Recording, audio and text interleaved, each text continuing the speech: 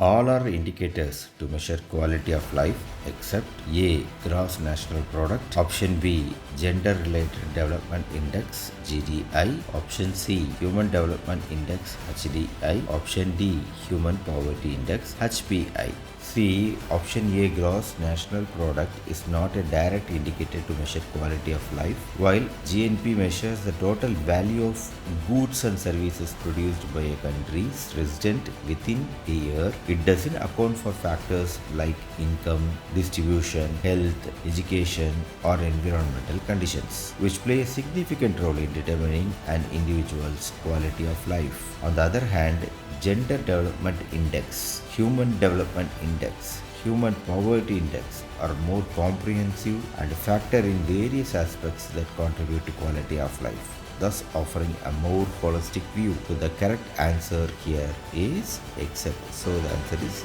A, gross national product.